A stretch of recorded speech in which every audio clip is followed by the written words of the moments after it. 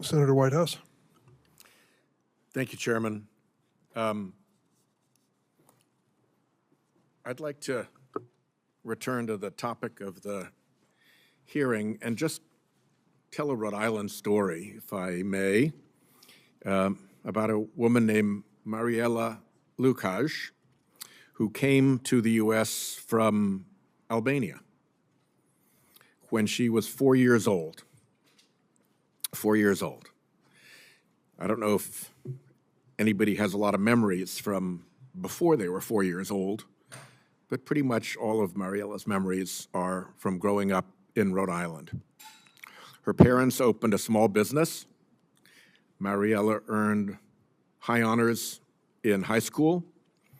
She attended Rhode Island Community College and the University of Rhode Island, where she studied to become a nurse. Not a police officer, but a nurse. Pretty good, right? She then earned her master's in business administration from Northeastern University. When she was in college, Mariela was student government president,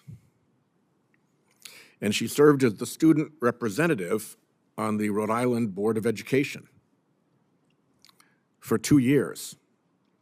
She also served as a board member on our Commission on Higher Education and Employability. She spent 5 years working as a registered nurse at Rhode Island Hospital in the neurology inpatient unit. At the onset of the COVID pandemic, she became a crisis relief nurse, working where she was most needed in critical areas all around the country. And as many of you will remember, in the early days of the COVID epidemic, it was not known how dangerous that pandemic would be. It was not known the extent of the risk that practitioners, police officers, EMTs, nurses, and doctors were putting themselves at by going about their jobs and their duties. They did, and she did. She now works as a quality performance analyst at Athena Health, and Rhode Island Community College is proud enough of her that they have asked her to serve on the Board of Trustees of the college, and she is now on the Rhode Island Community College Board. Those are the kind of people we're talking about here.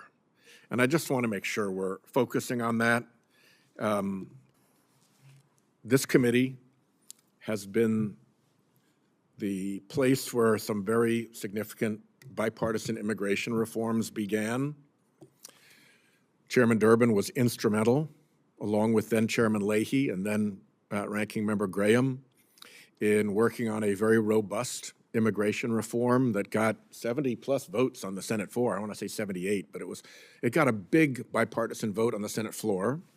It was sent over to the Republican-controlled House, where nobody would give it a hearing, nobody would give it a vote, nobody would allow it in committee, nobody would allow it on the floor. It was just squelched, even though there was such a significant bipartisan vote for it in the Senate. So at the hands of the Republican Speaker, all that good Senate work went to waste. Recently, we've seen months of work take place on immigration reform. We stopped supporting our ally in Ukraine while we tried to hash through that.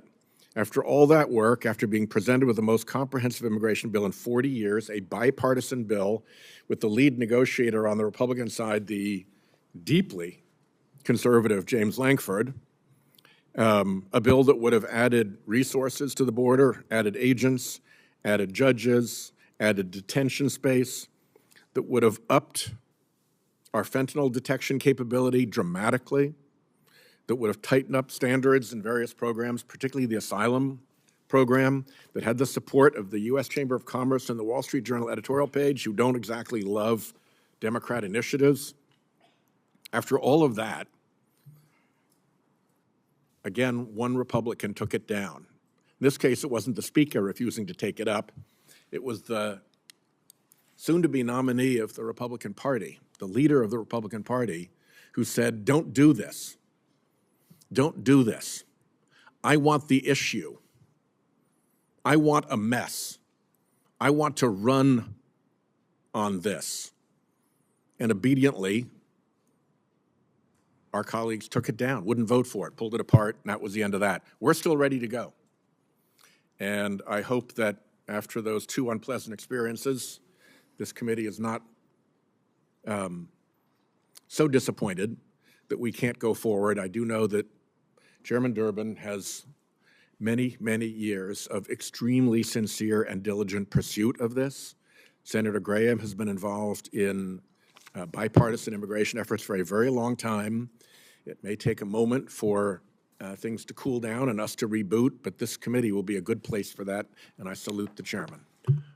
Thank you, Senator. And your summary of the current